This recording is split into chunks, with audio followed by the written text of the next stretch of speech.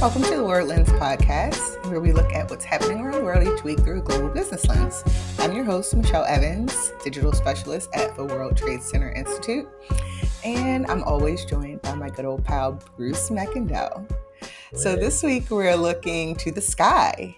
This past weekend, if you lived in an area with clear skies, there was a chance that you saw, for the first time ever, the Aurora Borealis, otherwise known as the Northern Lights. By all accounts, I'm sure it was incredibly beautiful, especially with the pictures that I've seen, but unfortunately, I did not see anything. It was rainy and cloudy. Bruce, did you get to see anything? Sadly, no. Oh. And I am a space nut. My Mm-hmm. early career was at NASA, at primarily Goddard, but also some of the other programs. And actually, this area is fun for me to talk about because I actually worked on instrumentation in the UV and X-ray spectrum, uh, doing Mission Planet Earth and some other programs. And so this is fun to talk about. So, Very cool. Well, let's dive in. So, can you explain how we were able to see the Northern Lights here without being anywhere near the North Pole? yeah, so it's not just the North Pole, right? So it's the North Mm-hmm. and South Pole. So yeah, the Borealis is the northern lights, right? And the Australis is the southern. So it's the same phenomena. So the sun, spits out these particles, the solar storm hits the magnetic Mm-hmm. field.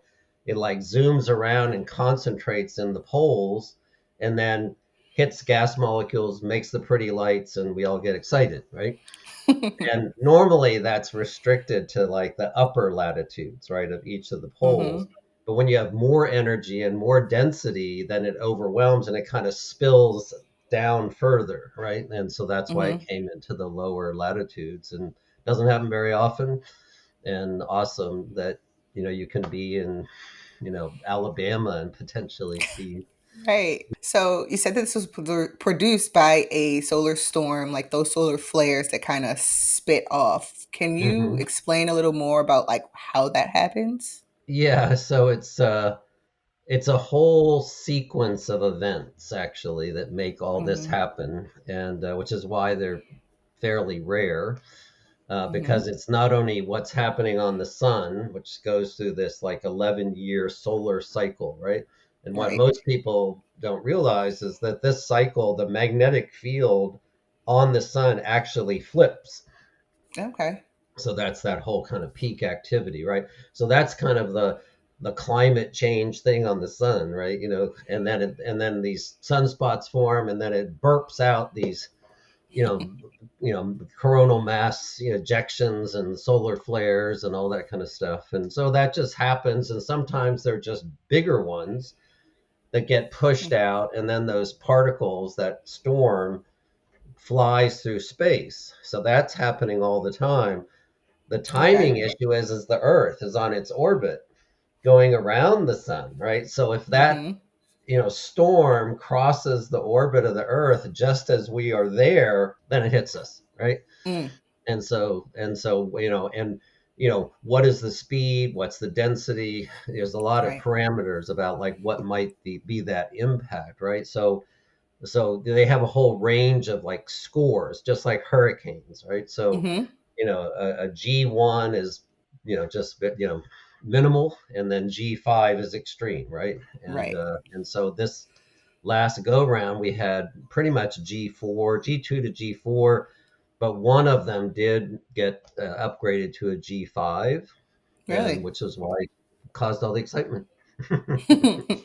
So we know why we're talking about it today is because of the light show that we saw. Well, we didn't personally see, but everyone Some else did. said, Right. um, which is the disruption of technology and electricity here on Earth. Like that was affected somehow, wasn't it? It was and But can it was be. because of the level of the solar storm, right? So yeah, it's not actually that easy. The Earth's magnetic sphere, that's around the Earth, and our ionosphere and all that atmosphere really Mm-hmm. protects us from so many like space dangers, right? So when that happens, basically it hits the magnetic field and it perturbates it, right? So it's like it like bounces it, so it starts essentially vibrating and moving, right? It's the moving of those magnetic fields in a conductor, right? So when you think about all the wires that are strung around, cities and big transmission lines, so when that magnetic field oscillates, that creates current in those conductors. And that current, depending on the level of the current, which means the strength of that, is what generates all the problems, right? Because then it Mm-hmm. burns out transformers and electronic, gear and any kind of like interfaces to those conductors. So that's what causes the havoc. And that's what happened, a long time ago, just with telegraph wires that were strung up, Mm-hmm. right?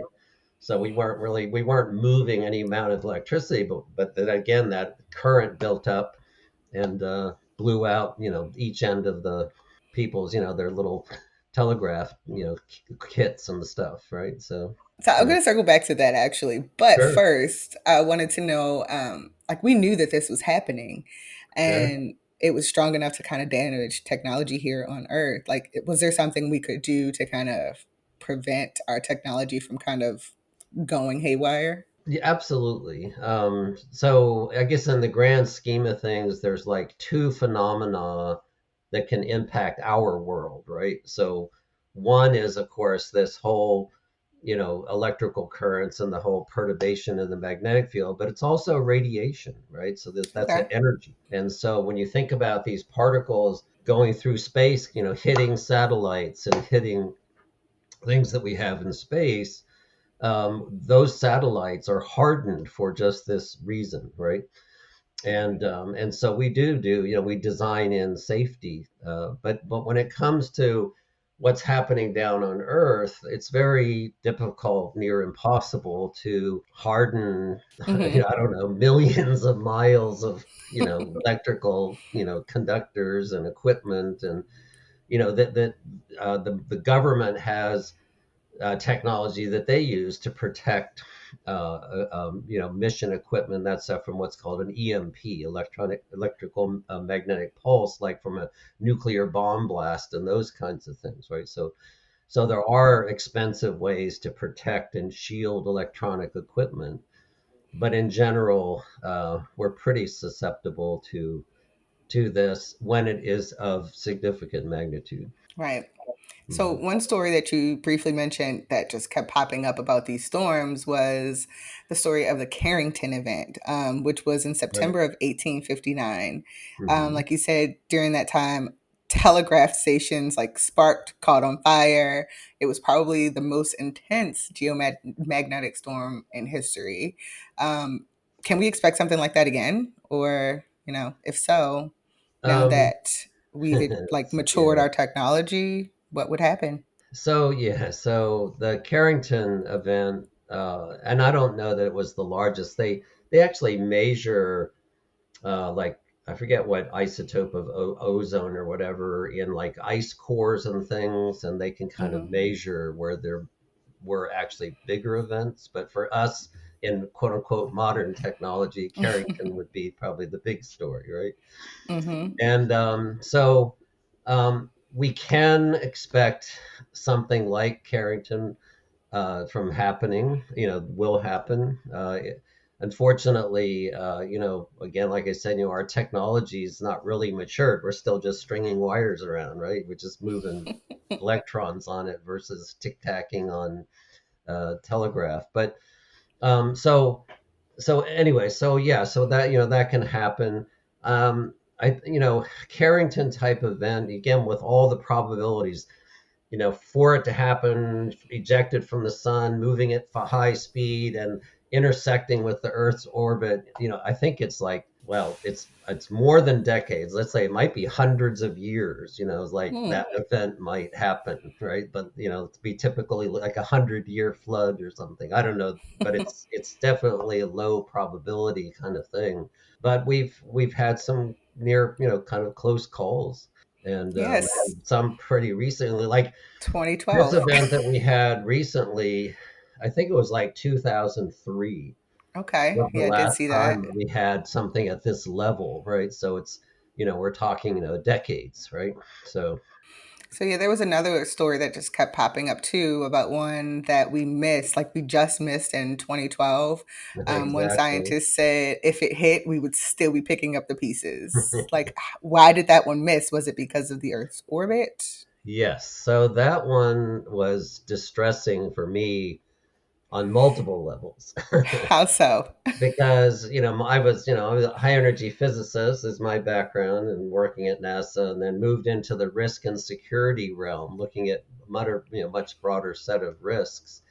And in Hmm. 2012 I was in my risk hat, right? And so here we had active sun, major CME event, and we knew it was coming. And I'm like, why isn't this on the news like Yeah, it we've didn't had get much now? coverage. Yeah, Yeah. which I'll come back to now because we're still failing. But anyway, and so it just amazed me because this one, when they looked at it, were concerned that this was massive, right? Now, Hmm. what ended up happening is that it was moving at pretty good clip, right? And the Earth was coming around, and I'm going to say it was like hours, I don't know, 12 hours, 30 hours, whatever, that it just kind of flew past our orbit and didn't hit the Earth, right? Mm, But when it ejected, we didn't know that, right. right? So why? And we measured it, we saw it. All the scientific community was going, "Hey, this happened," but yet, like, our warning systems were asleep. I don't know, it's Oh, crazy. But later, and I think it was there's an instrument called stereo, which kind of oh measures. yeah. It's a Anyway, when satellite, they right? took those measurements, they said, yeah, this would have been bigger than Carrington. So if that had happened, yeah, would have blown out, because it's not just transmission lines, it's like coils and transformers and all kinds of Yeah, like things so that like would get undersea damaged. fiber optics and things. Yeah. And potentially some of our satellites could have been knocked out too, GPS and all that kind of stuff. So would have Oh, been I would could have be been lost ugly. without Mhm. GPS. So, in the past, we've spoken about climate change and its impact on our planet. Does that have any relation to the intensity of these storms, or is it just a coincidence? Absolutely a coincidence. this is Really? this is the sun's climate change, not ours. We don't affect the sun's climate change. Yeah, exactly. We're just the poor receiver of its anger. Yeah, exactly. So, how are we able to track or predict these events? It seems like we have, if not a ton of time, at least some time before they happen and affect the Earth. Hmm. Yeah, How are we able to do that? so that's what I'm saying. When I and work at NASA, and we have more and more space and ground based instrumentation to measure all kinds of phenomena, whether it's sunspots, solar flares, X-ray emissions, UV, intensity of the flares. And so scientists are constantly monitoring this. They know it could be horrific, right? And they also want, because also, even I would say, like G3, 4 Hmm. can, disrupt communication, especially, radio communications and GPS signals and all kinds of things. So they want to warn people that these disruptions are likely or will Hmm. happen when it gets closer, and people can then essentially pause or know that there's going to be some distortion, disruption, and kind of work through it and then get on to the other side of it, right? Technology is so crazy. I was looking at, I think it was the Washington Post article about the solar flares, and they had this really cool graphic of Hmm. like an ultraviolet telescope or ultraviolet satellite that was like tracking the CMEs on the sun. And Hmm. it's like, think about back in 1859. They didn't have anything like that. They were just kind of surprised when it all happened, and we can kind of prepare, well, as Absolutely. much Yeah, as we absolutely. can. We have days to, maybe, I think the fastest one might have been, I don't know, 18, 20 hours, something like that, to get from the sun to the earth. But typically they're not moving that quickly. So yeah, so we have pretty good, early warning essentially, and we know the cycle, this 11-year Yeah, cycle, this and 11 this years. cycle will last, probably another 6 months or so. Okay. We're talking about this now, and we're thinking about it in our rear view mirror, but that could have been the beginning, and we have a bigger one coming, right? So we'll see. Are there any business opportunities in preparing for something like the big one? Or is it getting too close to kind of like conspiracy theory? So yeah, it's actually, never fails, especially in the US. If you want to talk about conspiratorial thinking, right? Hmm. The social media was lit up a little bit, but just made me chuckle because someone said those lights that you're seeing, it's not really a storm. It's the government. They called it the HARP experiment going on in Alaska. It was the let me see, it was High Frequency Active Auroral Research Program. So this was government, doing. It's like, come on, guys. I love how people think our government is responsible for everything. Everything. Exactly. Just like they think the president controls everything. They're just a slave to inflation and everything else. But anyway, there's always business opportunities in risk, right? I mean, Hmm. that's my business now, right? Right. So hazard mitigation, disaster preparation, of course, recovery if in the event that there's a problem. The challenge with these is they're few and far between, and they're very unpredictable, right? But but again, they can happen, and we're sitting here kind of chuckling today, but we might be really sad a week from now, or 2 months from now, or 6 months from now, going, uh-oh, we don't have any cell phone at service, or we're We'll be not going to have laughing to power for keep two from months crying. because they've got to replace transformers. So I don't want to be too flippant. So, is there anything we can do, like as individuals, to be ready for something like this? I mean, obviously, 100%. really, Yes, what this can we is do? this is near and dear to my heart now because people need to be prepared at any time for an extended loss of power, water, internet, because it can happen, whether it's a solar storm or a winter storm or whatever, right? Hmm. And so it is really important that people have basics. One is a multi-band radio. Hmm. If your internet's down and you don't have TV and you don't have your phone or whatever, it's like, how do you know what's going on?